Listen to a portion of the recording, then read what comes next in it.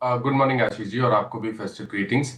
तो देखिए, कॉन्फिडेंस की अगर हम बात करें, दोनों इंडाइसेस को कंपेयर करें तो बैंक निफ्टी पे ज्यादा कॉन्फिडेंस आ रहा है। निफ्टी पे नहीं कॉन्फिडेंस आने का रीजन एक ये है, मैं ये नहीं कह रहा हूँ कि यहाँ से गिरावट और बढ़ेगी, लेकिन मेरा समझना ये है कि जब तक 20 डे मूविंग एवरेज जो कि 24,925 है, उसके ऊपर निफ्टी ना निकले, तब तक कॉन्फिडेंस के साथ खरीदारी करना थोड़ा सा मुश्किल है।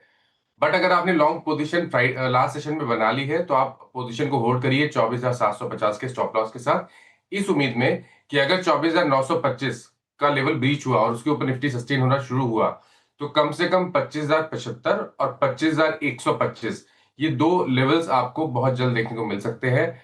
तो वेट करेंगे, लेकिन अगर आपने लॉन्ग पोजीशन बना रखी है तो निफ्टी पे होल्ड करेंगे और 24,750 का स्टॉप लॉस लगा लेंगे। 925 के ऊपर खरीदारी करेंगे, फ्रेश खरीदारी करेंगे।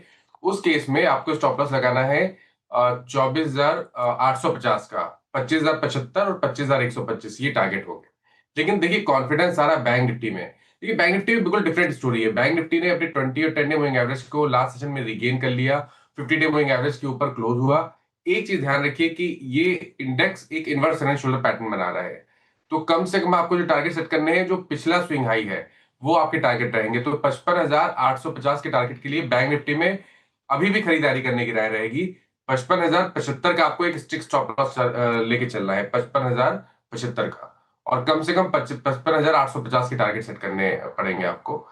अगर ये इनवर्स रेंज पैटर्न का ब्रेकआउट हुआ और 850 के ऊपर बैंक निफ्टी निकला, तो आप मंदी भूल जाइएगा, क्योंकि उसके बाद कम से कम 2,500 पॉइंट की रैली देखने को मिल सकती है बैंक निफ्टी में। उस केस में जो पिछला हाई है बैंक निफ्टी का, वो भी ब्रेक हो जाएगा। तो उसके ऊपर तो काफी कॉन्फिडेंस आ जाएगा। और अगर आप स्टॉक्स भी देखें, तो बैंकिंग में तो बढ़िया स्टॉक्स दिख ही रहे हैं चार्ट्स पे। तो मेरे ख्याल से बैंक निफ्टी पे ज्यादा कॉन्फिडेंस, और करंट लेवल्स पे भी बैंक निफ्टी पे खरीदारी करने की राय रहेगी।